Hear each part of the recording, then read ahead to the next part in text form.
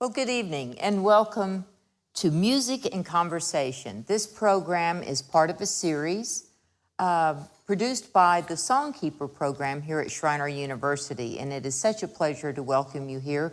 We did this program a couple of years ago, and it is really fun to be back again, and I am so delighted. My name, by the way, is Mary Muse, and I am so delighted to have this opportunity to interview one of my favorite friends and songwriters, Dana Cooper. Dana has performed on Austin City Limits, Mountain Stage, and countless times at the Kerrville Folk Festival.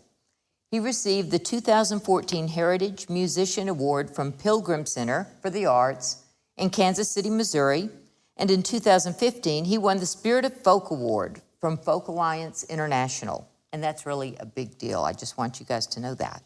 His albums have received critical acclaim, including the Best Male Songwriter Award by Indie Acoustic Project, Nashville's Music Award for Best Pop Album, and Performing Songwriter Magazine has listed his albums among the best of the year more than once.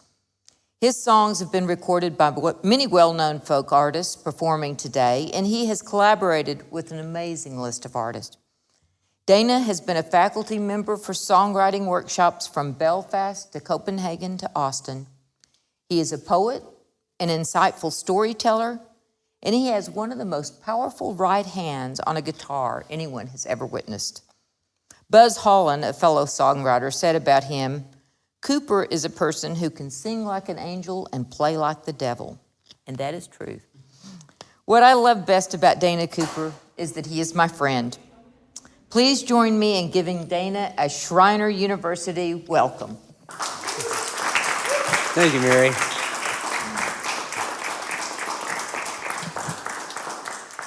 Well, before I put you in the hot seat, I want you to be at ease and feel comfortable. So, your pick. Play us a song. You play a song? Play a song. Right. I think I'll, well, thank you for having me here, by the way. It's good to be here. Good to see you guys here. I do a little song really for all of us here. This is called Traveler 2. This little song blew into my ear over in, on the coast of the Irish Sea, a little place called Kilmore Key. A place where there are a couple of haunting, beautiful monuments there to all the souls who've drowned off the coast of Ireland. In that particular area, it's one of the most dangerous parts of the coast there, I guess.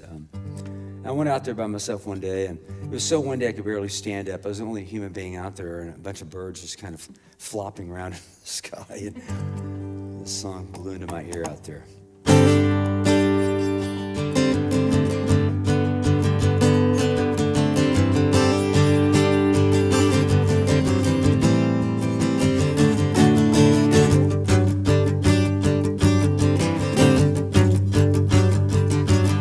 It's a cloudy old day, but the sun's shining in my heart.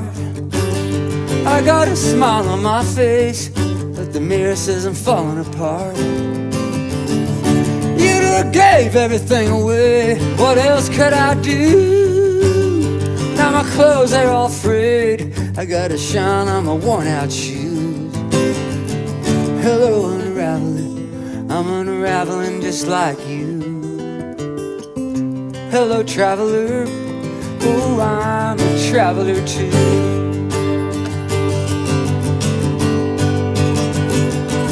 All these folks in a hurry, bouncing down that bumpy road. But we all got trouble and worry, following us where we go. But when I find myself stranded, broke down and busted flat, some good soul pulled over and reaches out a helping hand. Hello, unraveler, I'm unraveling just like you. Hello, traveler, oh, I'm a traveler too.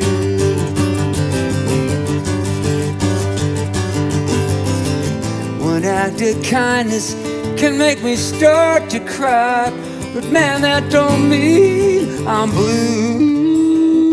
No, one thing that defines us in this uncertain life is the love that resides inside me. me and you. I'm a traveler too. Oh, oh, oh, oh,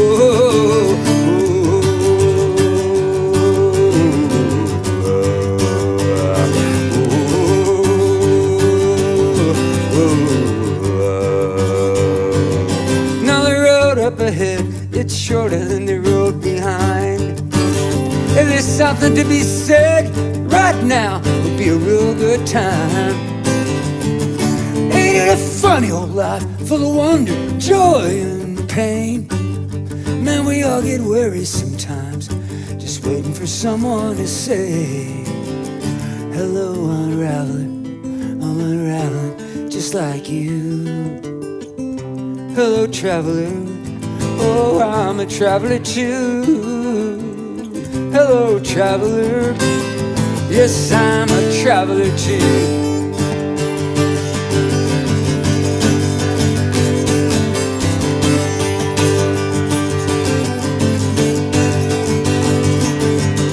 Hello, traveler, I'm a traveler. Hello, traveler, yes, I'm a traveler. Hello, traveler, yes, I'm a traveler. Hello, traveler, I'm a traveler too.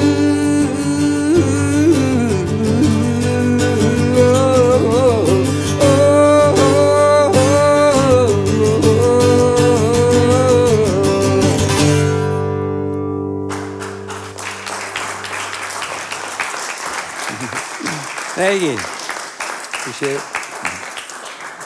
Thank you.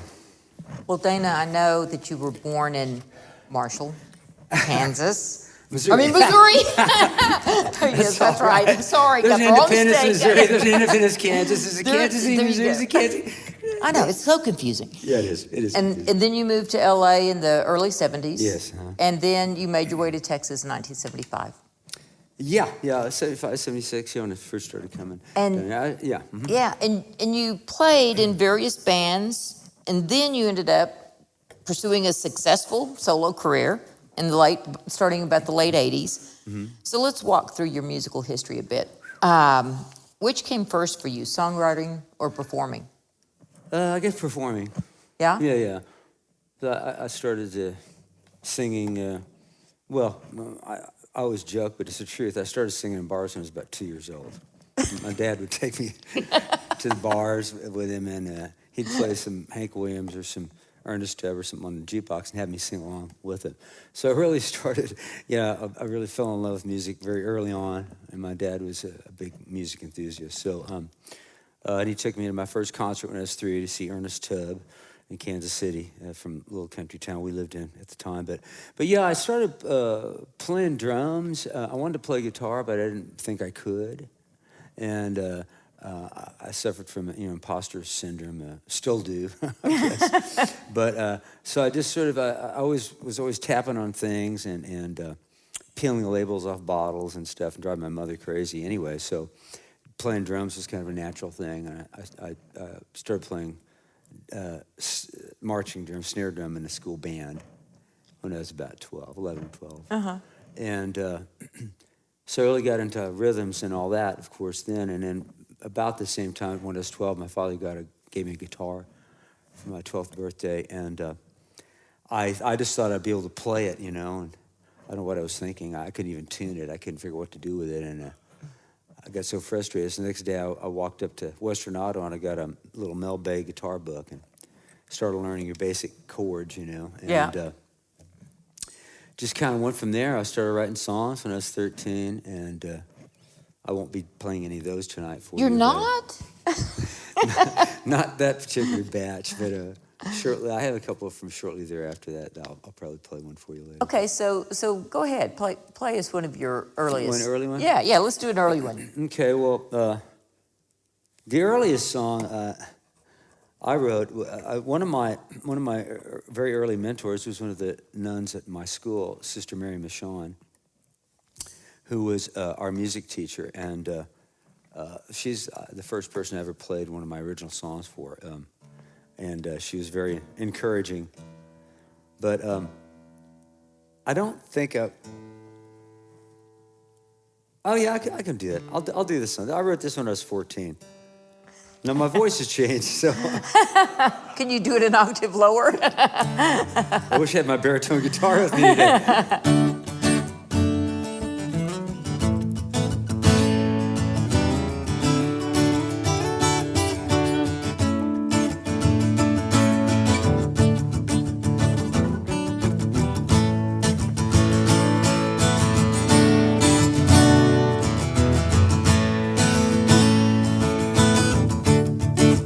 Jubilation, little children, kiss the sand-warm lips of Mother Earth. Grab a rainbow, let a friend know that we're here to sing a happy song. Splishing, splashing, crystal laughing, drip drop, silver fishes in a pond. Spotted ponies ride down moonbeams through the fiery clouds of dawn. Jubilation, jubilation, jubilation. Oh, we're free, free at last. We're free at last. Oh, we're free, free at last.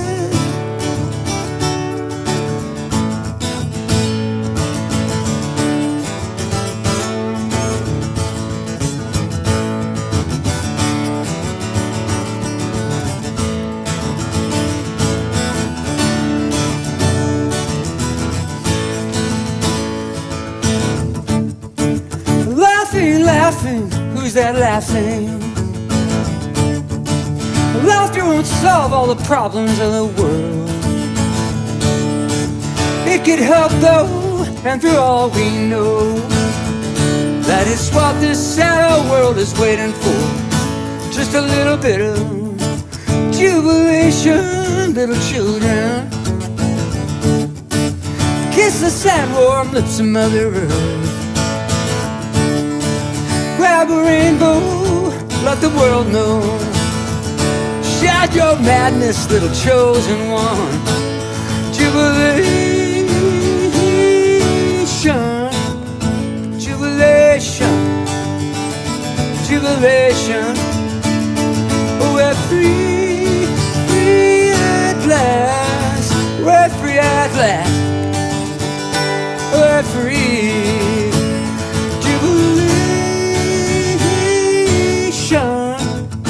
Jubilation, jubilation. Oh, we're free, free at last. We're free at last. Oh, we're free, free at last.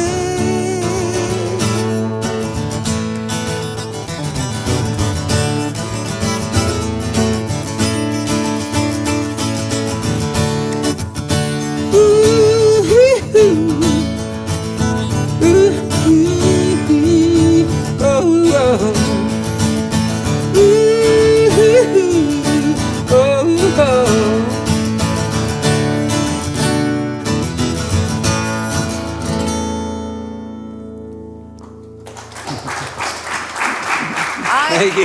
I would have never guessed you wrote that when you were 14. I love that song. Thank you, thank you. I remember, that brings back great memories too. You know, now I think you played that when you were playing in a band, right? Sure. When you recorded it. Mm-hmm. And you've moved back and forth. You know, a lot of times performing songwriters, they just start out solo and that's what they do. Right. But you've gone back and forth and played in a lot of different band configurations and, solo it. Yeah. So does playing with a band or playing solo impact your songwriting? Sure, yeah, it does. I mean, I always sort of, the music I always liked, I like a wide range of music, and Yeah. I kind of always did. So, but I always liked bands, and rock music. I remember when I did my first album, it struck me, it had been out for about a year, and I was listening to it one day. And I was like, boy, all these songs are all ballads, you know. There are only a couple of kind of rocking songs in it. And I was listening to Led Zeppelin and all kinds of crazy stuff, and John Coltrane, all kinds of jazz stuff. And I just sort of thought, well, you know, I really want to write more upbeat stuff. So I just sort of consciously set out to do a little more of that. Even as a solo artist, it's just nice to have that, you know. Too much navel gazing gets kind of boring to me. So, and I always liked rhythms because I started with drums. Sure. So I write a lot from rhythms, and it was just sort of natural to write with a band in mind. And then when I do write songs, when I go in the studio, it's always, I'm usually always bringing in other musicians too. Sure. So I have that in mind. But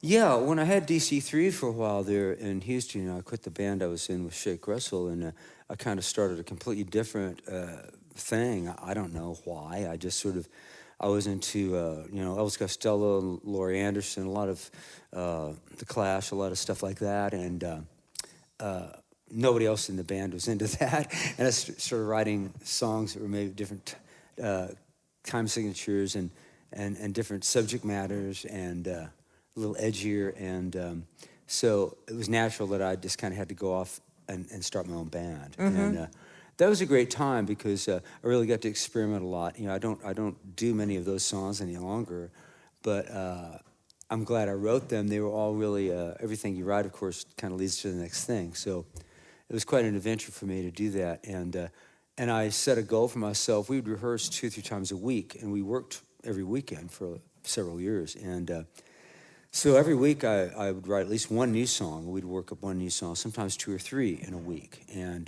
to just augment that set list, you know. Yep. And I was writing, we were playing a lot of college towns and venues where young people come out and they want to dance. So that was also a component of what I was doing, just try to write stuff people could dance to. That kind of, you know, after about 7 years or so of that, DC3 kind of evolving into Nuclear Family and then 4-piece and then several personnel changes, and it just kind of, I kind of started going back to my solo roots again, you know, and put out the complicated stuff recording, which.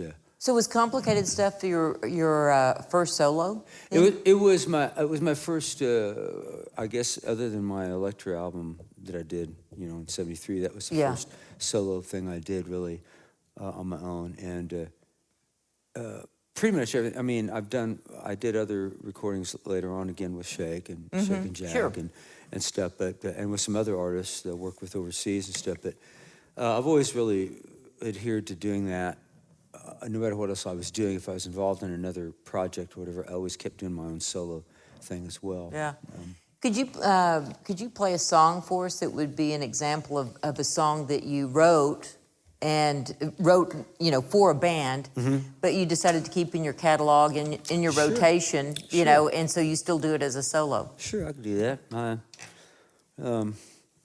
This is off that Miracle Mile project I did. Album. That was a lot of fun. And that was an interesting return, again, to kind of what I do, because I forget what year that came out. I don't remember now, but was that I was living in Nashville. It was 90. I was going to say late 96, 90s. yeah, somewhere in there. And an old friend of mine, Josh Leo, from Kansas City, who's a great songwriter and guitar player and record producer, is just a very successful guy. He wanted to produce a record with me. We talked about it for years, and so I've been writing on Music Row, and I felt like it was kind of killing my soul a little bit, really, because I was co-writing several times a week in an office, a different publishing company on the row with different writers, and we were always writing in mind for having the song recorded by, you know, a country artist. And it really wasn't my thing. We ended up with a lot of songs that my co-writer and I, neither one of us would do ourselves. And no one else was interested in doing them. So after a few years of doing that, I was kind of getting a little burned out by it.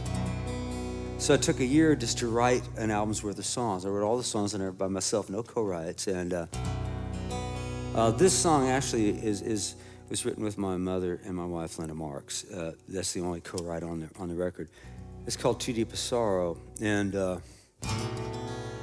kind of mysterious little lyric on this one, but it's all the references in here from Shakespeare and the theater and history and all these different characters in here really represent people that I knew who died young.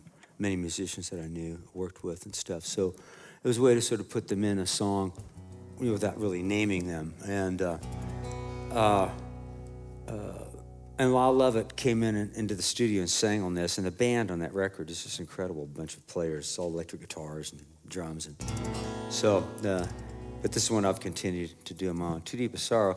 I'll play a harmonica. I'm trying not to blow it too hard here, you guys. So we'll see what happens.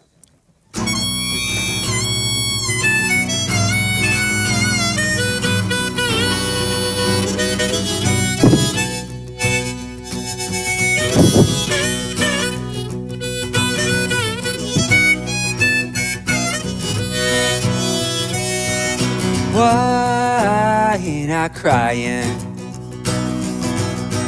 The hero lies dying. Moondog howling, sunflower bowing. It's too deep, there's sorrow. Can it keep till tomorrow? It's too deep, it's sorrow.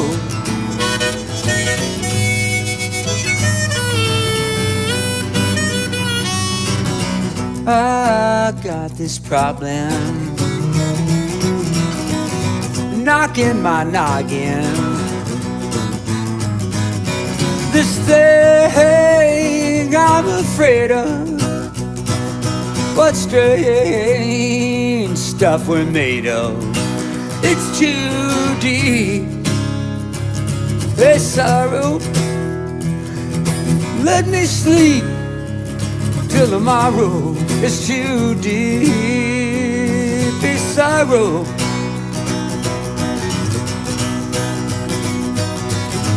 Caliban in a bloodstained suit in the alley with a stolen loot. Bugatti grinning Scaramouche struts the stairs like it's bulletproof. But Joan the Saint inside Ophelia, kneeling pray for brave Amelia.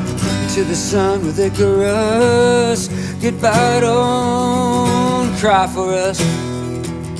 Yeah, good goodbye, don't cry for us. No, no, no.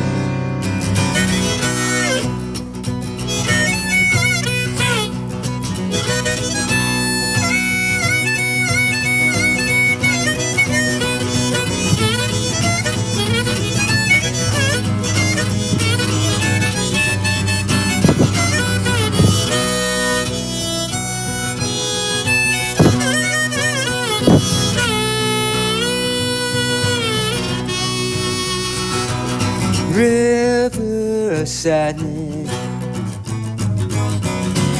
dark muddy madness, drum roll of thunder. One poor soul goes under, and it's too deep. There's sorrow, let me weep. Tomorrow is too deep, it's sorrow.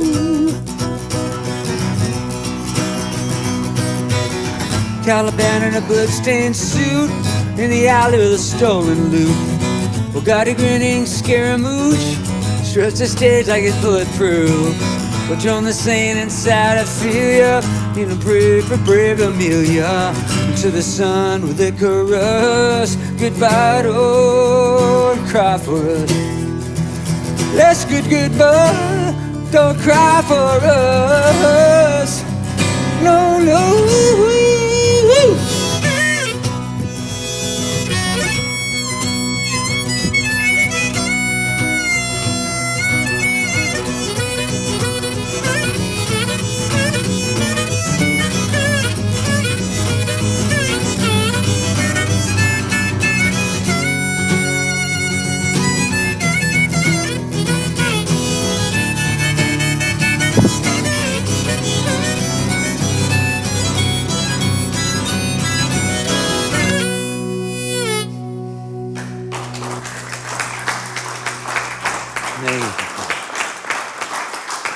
Thank you. Well, before we go any further, I want to give the students here a chance to ask a question. Now, I think they have a mic in the back that they want you to use. Is that right? So, does one of you students, do you have a question you'd like to ask of Dana?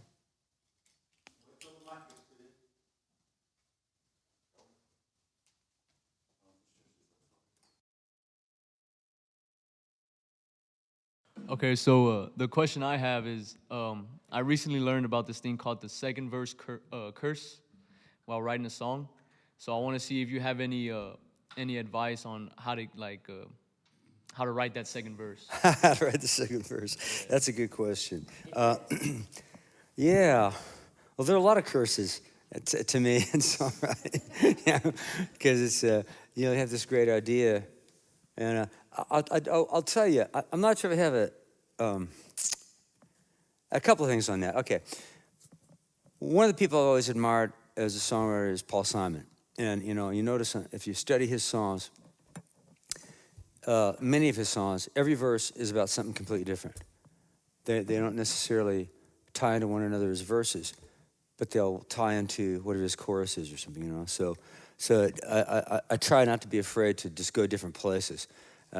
Same thing with rhyming schemes. That's one of my traps, one of my danger zones. To get so trapped up in rhyming things and then go, and I get locked into something and it's not really saying what I want to say. So I think that's always kind of key to when I'm writing is what am I writing about? What is it I want to say? And am I willing to go somewhere different in that second verse or third verse? Lyle Levitt and I were talking one time about songwriting, and he had a funny thing. He said about that very thing. He said, if I'll write a good verse, and if I can't come up with another good verse, I'll just repeat that first verse again. So, you can always do that if your verse is strong enough. But I think following through on and another thing to allow yourself, I allow myself time. Sometimes I just need to get away from it for a while and live a little bit, experience something else. I have many songs that have taken me literally years to finish, sometimes weeks or months, and sometimes something will just kind of come out in a day, But over the years, I really have allowed myself to take a little more time with it, but I know there's kind of that pressure as you're trying to build your catalog and write your songs, that there is that pressure to kind of get it done. So, maybe just go complete tangential in another direction and just see where it takes you. You can always change it around or get rid of it if you don't like it. But yeah, sure. Well, we have a mutual friend and songwriter, Tom Kimmel. Uh-huh. And I remember a poem that he included in an early album back in the 90s. Yeah. And actually, I'm not sure if it's the title or if it's just the hook on the poem, but he has a line that says, "He looked more like the devil than Dana Cooper." Yes. What was that about? You'd have to talk to Tom about that. Well, actually, what it came from was I had a Van Dyke thing I'd grown, I had, Oh, yes. I had long hair. I had hair then, and then I had this thing, and it was black, and it was real kind of imposing looking, and we were at the Kerrville Festival, and he was at Camp Nashville, I guess, and he was trying to grow a thing like that too. It was all kind of scraggly. Pitiful, but he tried. Yeah. And someone said something to him about, you started to look more like the devil than Dana Cooper. Well, then, for weeks, I was home at Nashville, and I ran into him at the post office, I ran into him at the grocery store, just ran into him at the coffee shop. Several times I ran into him, he'd go, "Oh man, I'm working on this poem." And he'd recite, a stanza or two of it. And I just thought, you're kidding, right? You're not really going to do this. And of course He did. He did. It has nothing to do with me. I don't wear mismatching socks. That's one of the lines. I know. I've listened to that poem several times, and I just kind of shake my head. I'm going, yeah, I do Tom, too. what are you thinking? So, okay. Well, he's one of those guys, and he's a great example of someone who who just goes with it, you know? Yeah. He gets an inspiration, he just follows it through. Wherever it leads, it may not be, you know, where you really want to go, but he goes there anyway. So it's good.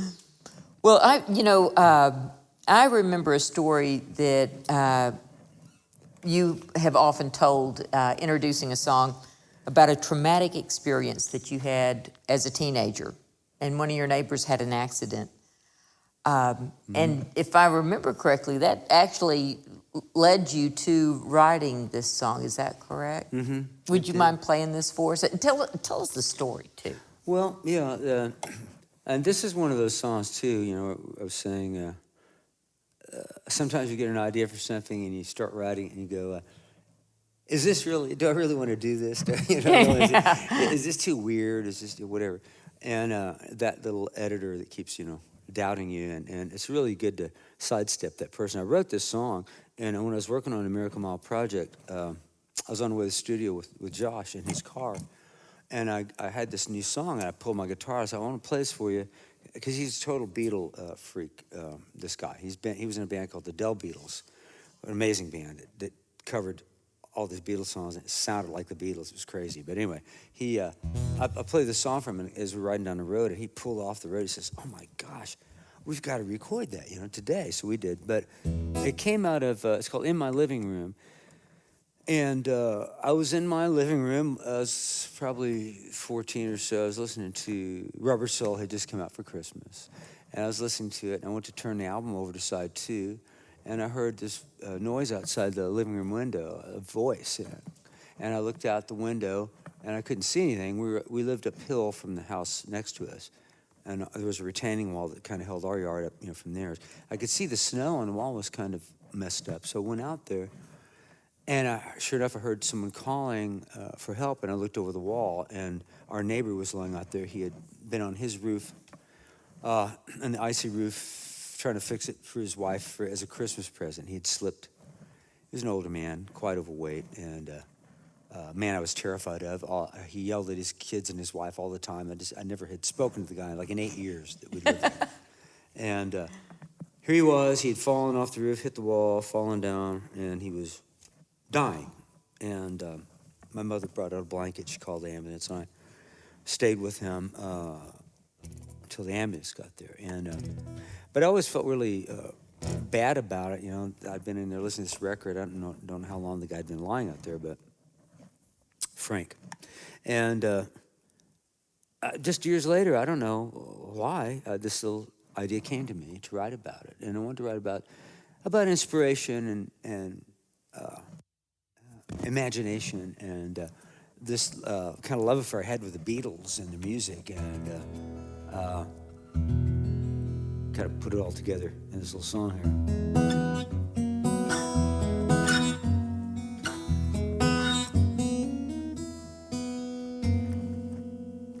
The Beatles came to Kansas City, played the A's Stadium. 4 poor lads from rainy England. I was too young to go and see 'em. I sang John's part, Paul's part, George's too. Ringo drummed a song. The Beatles played in my living room. Neighbor Frank with 13 children, 6 Hail Marys, 7 Jobs. Outside my window I couldn't hear him praying in his bed of snow. I sang John's part, Paul's part, George's too. Ringo drummed a song. The Beatles played in my living room.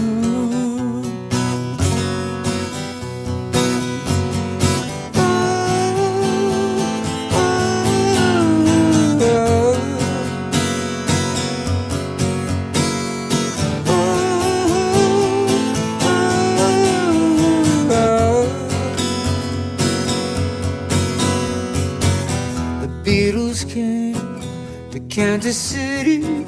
My father brought them home to tea. They hugged my mom, kissed my sister, stayed up late to jam with me. I sang John's part, Paul's part, Ringo's too. George strummed his sad guitar. The Beatles played in my living room. I sang John's part, Paul's part, George's too. Ringo drummed a song. The Beatles played in my living room. The Beatles played in my living room.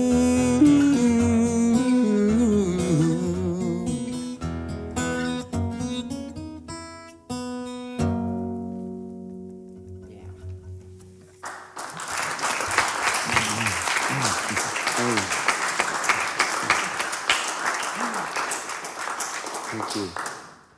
Well, Dana, I have heard you talk for years about being raised Catholic. And and so many of your songs, you have biblical references, religious references.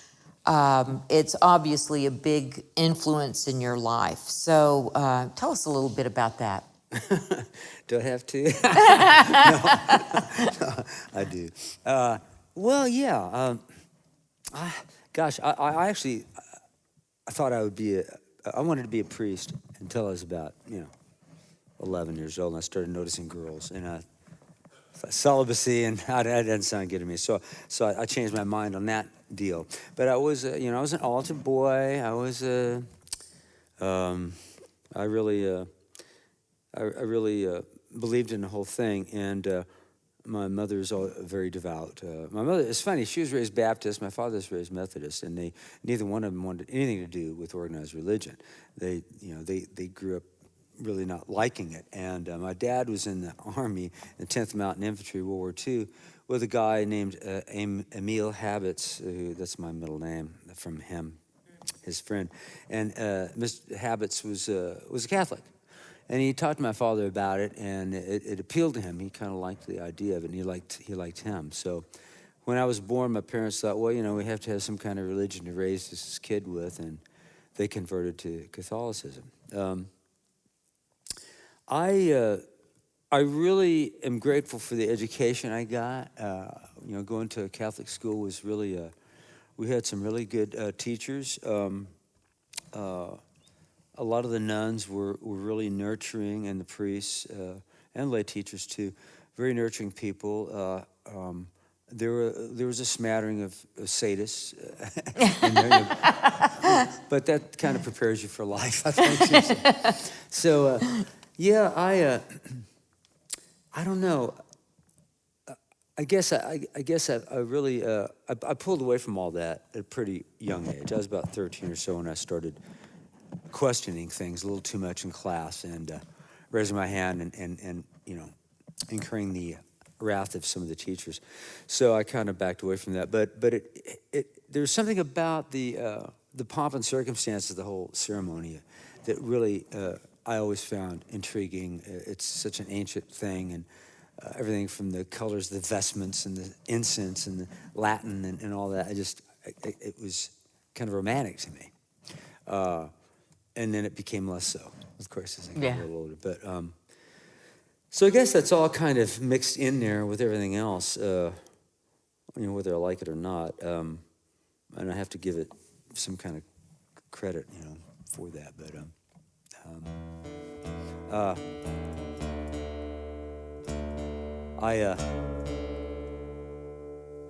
this old song called "Incendiary Kid," which.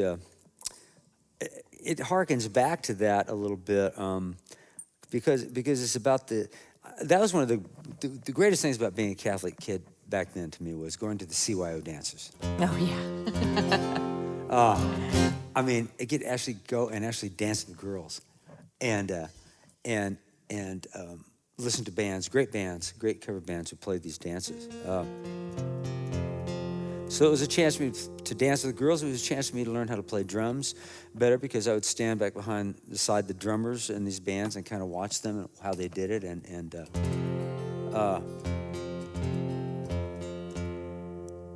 So this little song is about some of that. It's really about the child that lives on in us, inside of us, no matter how old we are physically.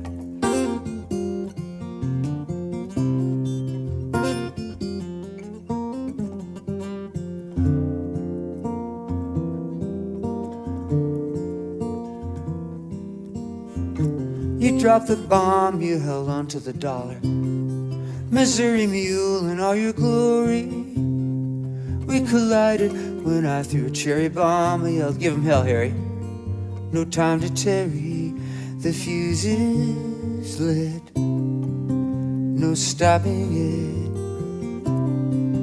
it. Incendiary kid. Crazy daddy with his hair all in tangles, tornado blowing through his t-shirt, and I'm on that hillside waiting for lightning to strike. Why do I do these things? The sky is lit. I'm defying it. Incendiary kid.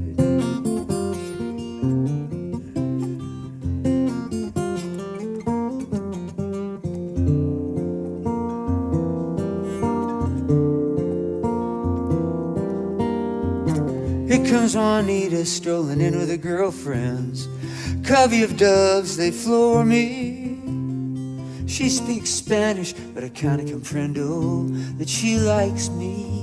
We dance real close, and the flame is lit. No denying it. Incendiary kid. In slow motion, I free fall. Hooray, the human cannonball. Man, you'd think by now I'd lose the fight.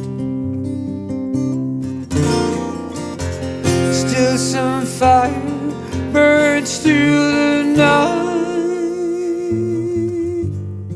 Yes, and even now I feel that child inside.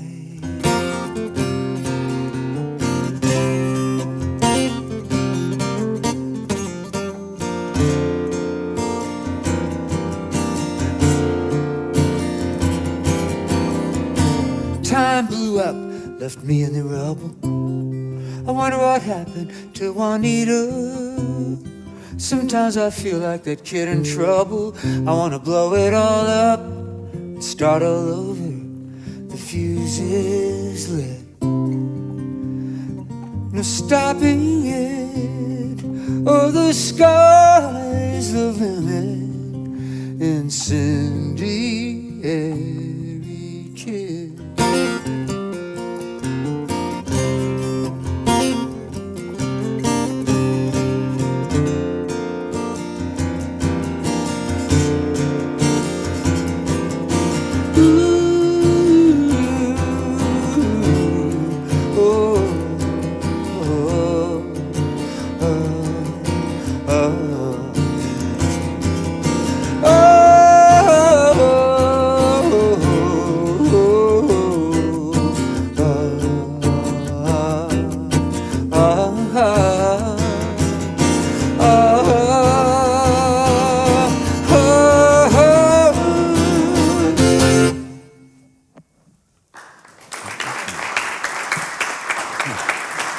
Thank you. Appreciate it. Well, at this point, I wanted to see if any of the students, does anybody else have a question that you want to ask Dana? Okay, and, Caitlin's got the microphone for you. You know any famous people? Like Do I know famous people? Yeah, I've met Well, some besides famous Lyle. people. Yeah, I know a few.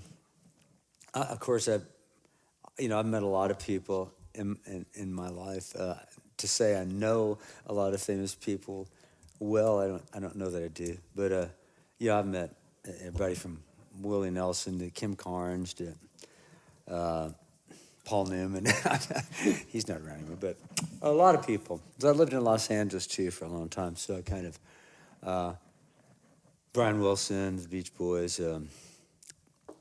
Yeah, I've met a lot of people, but I can't say that I'm really close friends with a lot of them. Lyle and I are friends. I consider him a friend. And Hayes Carl. You know Hayes Carl? Check him out. He's good, really good songwriter too. Yeah. But, yeah. Anyone else? Okay. Well, then we're going to move on to another topic here, Dana. We can do that. So, do you consider songwriting a calling or a career or something else? I would say it's a calling. Yeah. I think it's a calling. It can be a career, but you can. I've known a lot of really great songwriters who don't make a career of it, Right. and still write and have that as part of their life. Yeah, certainly in my case it is. I think in retrospect, I don't know what else I would have done. I've done a lot of different things to make a living in my life, but many jobs of different kinds, but I haven't done anything else other than write and play music for many years now. So I can't imagine doing anything else. But it's the kind of thing that, I think if you're a writer of any kind or an artist of any kind, of course it is a calling, and you have to answer the call, and you have to really live up to it and work at it. And I think it depends on how hard you are willing to work and how much disappointment and rejection you're willing to take. Yeah. Because it really is a big part of it. Yeah. Yeah. So, people sometimes have referred to you as a magician. You even have an album entitled Conjurer. So, to what extent is songwriting an art, and how much is it more of a craft that one consciously develops? How does that manifest in your songs? Well, that's a good one. There is a magical, mysterious element to the whole thing, to me, that I don't really even want to understand. Yeah. I have tried to. I've had people ask me to kind of explain that, and I don't know what that is, but I do know that the crafting of it, the work you put into it, of course, is it's really important, and it's how you stay creative and do the kind of nuts and bolts work that you have to do. It's kind of a balancing act. My thing, the thing that kind of keeps me going and keeps me in ideas is always capturing every silly thing that comes into my head, whether I think it's good at the time or not. I record it or I jot it down, and 9/10 of what I record or write down isn't necessarily anything I'll end up using, but it all leads to the next thing. So so I've gotten really conscientious over the years about doing that, always having something near at hand, in my pocket, in my jacket, next to the bed to record with, to jot something down, even if it's just a line, and or rhythm. I do a lot of that, and then I'll take that rhythm, and that might imply a melody. It's just a lot of different methods to writing songs, but I have to pay attention to all of them and really work at it. And then there's that mysterious element of inspiration. What is that? Where does it come from? And I think there's a misconception I've certainly had it in my life that you have to kind of this big idea, this big flash of light, and you sit down and it just pours out of you. It isn't like that. It is sometimes. It is like that. but usually it isn't. It's little glimmers of light, little things that happen and that occur to you that maybe later I'll plug them in and go, oh, this can lead here, you know. In the moment, it may not seem like much of anything. So it's really I remember my mother telling me when I was a little kid walking along looking at the ground, you know, she says, what are you looking at down there? Look up.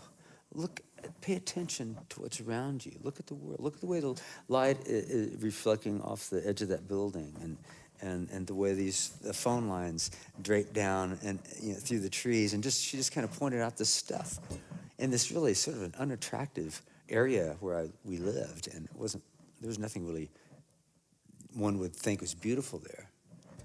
But when she said that to me, and I started looking around and going, oh yeah, there is beauty everywhere. You know, there's beauty in everything, and life in everything. And if you pay attention to that, then maybe you can reap some of these ideas, you know, into songs or paintings or whatever, dance or whatever you do, you know. So. Could you play us a song that is an example of all those disparate parts that you've kind of plugged together, and then you were very pleased with what you ended up with in your song? Yeah, I could do, sorry, Bill, I'm gonna plug this. Mute it.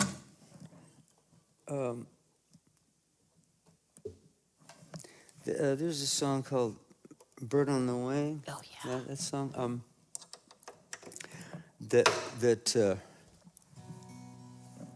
get this in tune here.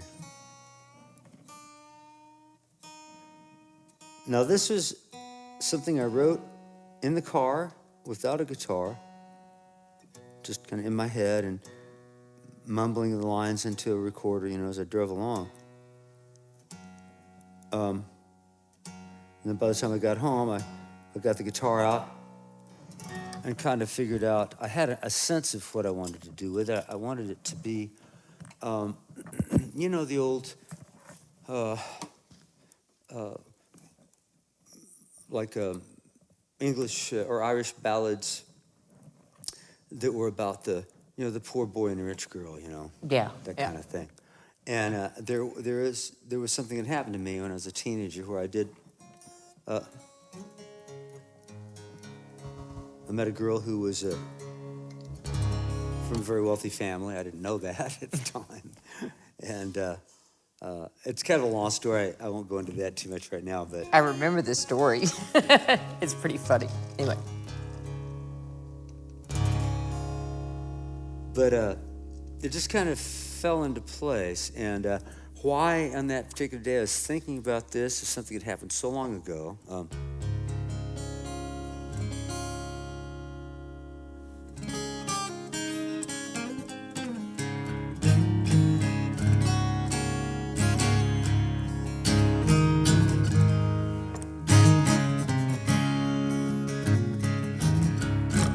I was a beggar, she was a queen. I played the guitar, she danced and sang, light as a sparrow. She lived off the ground, I was a scarecrow. She smiled at my frown. A necklace of clover, a dandelion ring,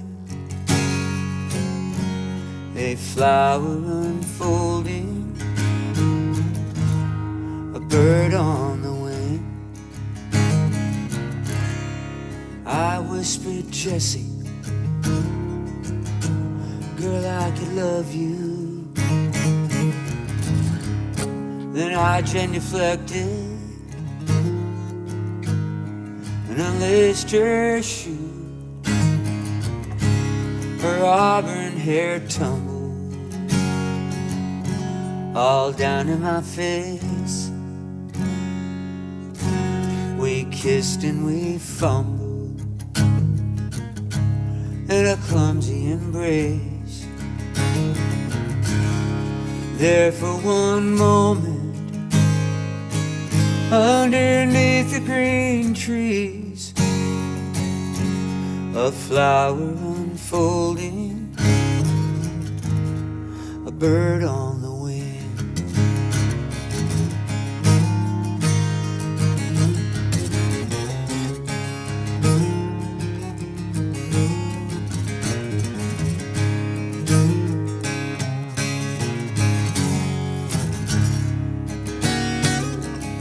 She lived in a mansion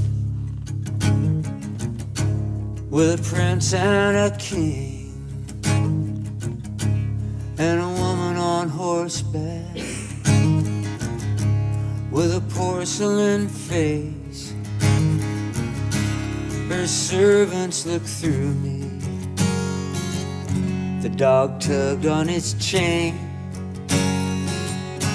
Her parents looked sideways. They sneered at my name. Love, when it is new, is a delicate thing. A flower unfolding, a bird on the wing. She cried when I left her. The sky grew blue, our hearts pressed together as they both broke in two, while a party of sparrows sang a sad, lovely tune. And over my shoulder, the last thing I knew, her face in the window, her hand raised to me, a flower unfolding, a bird on the wing. Oh, a flower unfolding, a bird on the wing.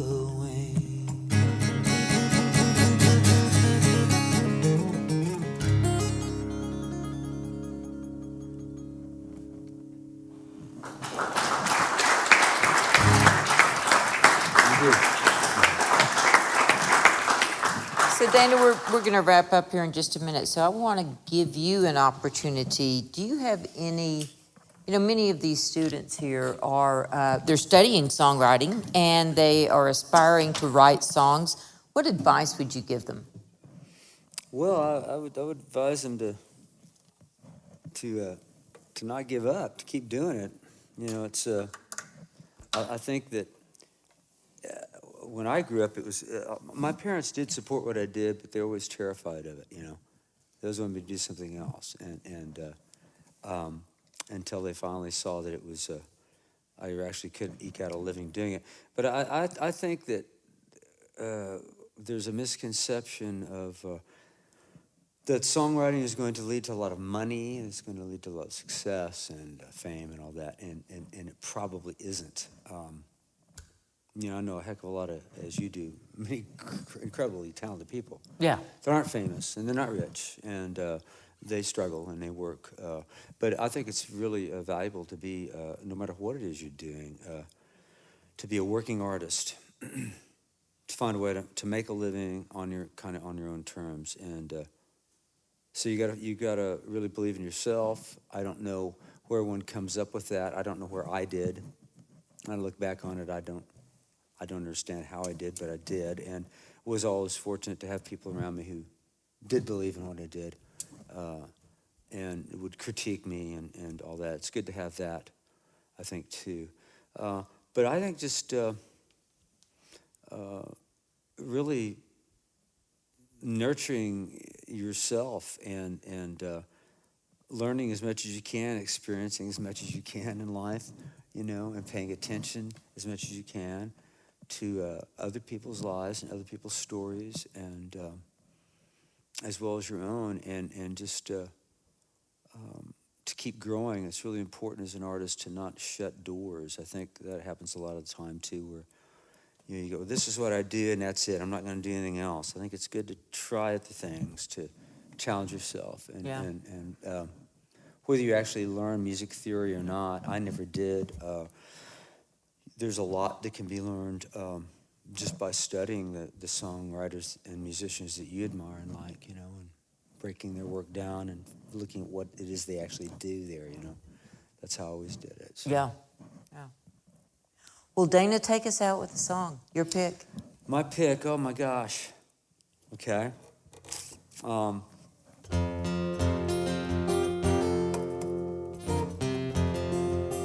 Probably wouldn't be No Second Coming. We shouldn't do that. You're not going to do it?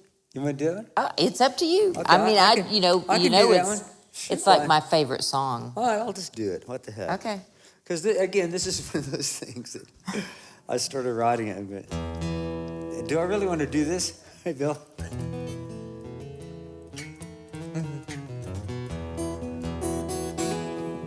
No, if I Bill just told me you probably shouldn't do this. No, I'm teasing.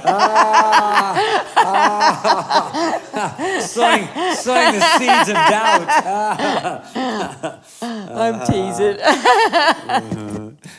Very funny, man. Well, you know, my mouth gets me in trouble. So I know that. You know I know that firsthand. about you. Yeah, I know you do. So, okay, well, this is one of those songs. I started it. It's like, do you really want to go here? But I was attending the songwriting retreat, and that's something I would recommend too. If you can go on any of these things, there are a lot of really viable ones out there. To kind of break through your shell and meet some other people and hear what other people are doing. Songwriting retreats are great. There's this one up in Michigan I've gone to a lot. Lamb's Retreat. Yeah. Well, of course, John. we do our songwriting school at the festival too. Yes, you did. Yes, exactly, which is great.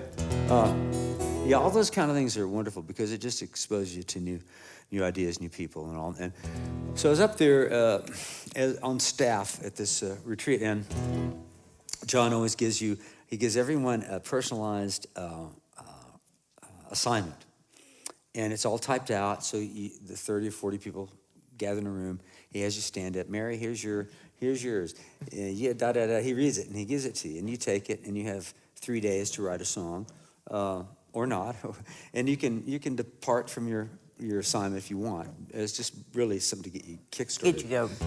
But everyone gathers on a Sunday, and they all play their songs. And it's just fantastic to look and hear what people have done with their assignments. It's pretty cool. So this year it was based on where we're from. And he says, I see you're from this little town, Independence, Missouri. There's a church there that's built a tower for Jesus to land on when he comes back. And you have something to say about it. And I thought, well, actually I kind of do. I grew up there. I was always perplexed with that notion and why he would come back at all. And if he came back, why he would come back to Independence, Missouri. So I wrote this little song called No Second Coming.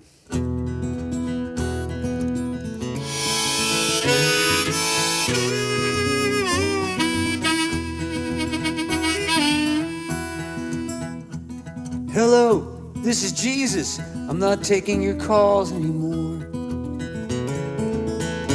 I'm tired of your pleading, your greed, and your mean little wars. So you built me a tower to land on come Judgment Day. Well, we gave you a planet, a whole universe, damn it. You use it up, you throw it all away. So there'll be no second coming. I'm not bleeding for you again. There'll be no second coming until you get it right, my friends.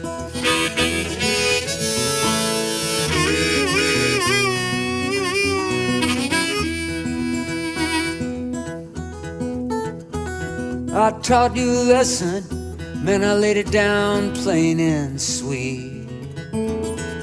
From the Garden of Eden to to the hard hills of Calvary. And I kept it so simple, one four-letter word was enough. One word to direct you, one day resurrect you. And that lonely little word is love. There'll be no second coming, I'm not succumbing for you again. There'll be no second coming until you get it together, my friends.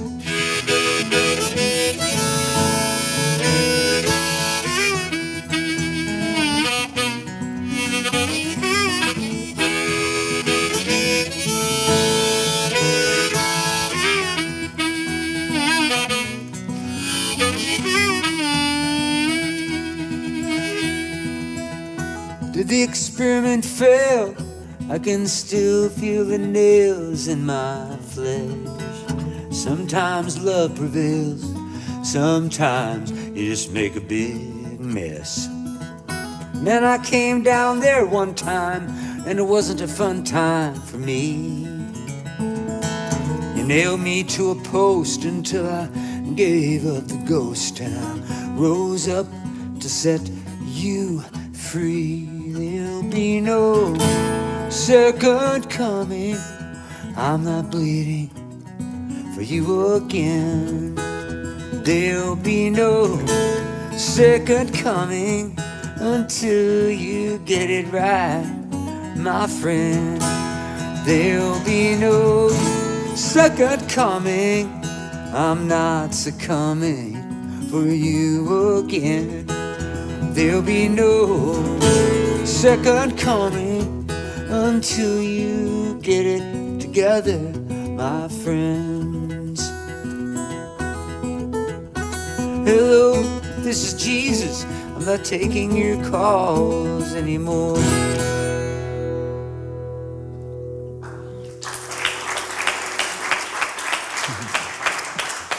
Thank you.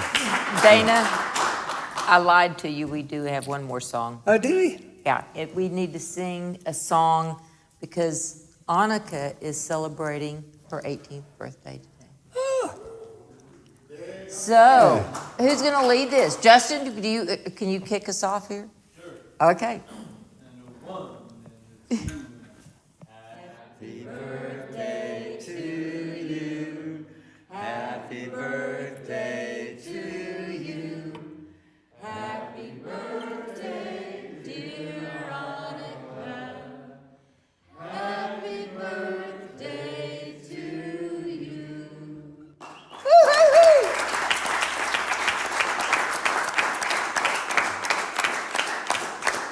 Okay, so Yay. with that, I'd like to ask you guys to feel free to stick around and visit with Dana for a minute or two, but let's give Dana a big Shriner thank you for sharing his insights with us tonight. Thank you, Dana. Thank you, Mary. Thank y'all. Appreciate you.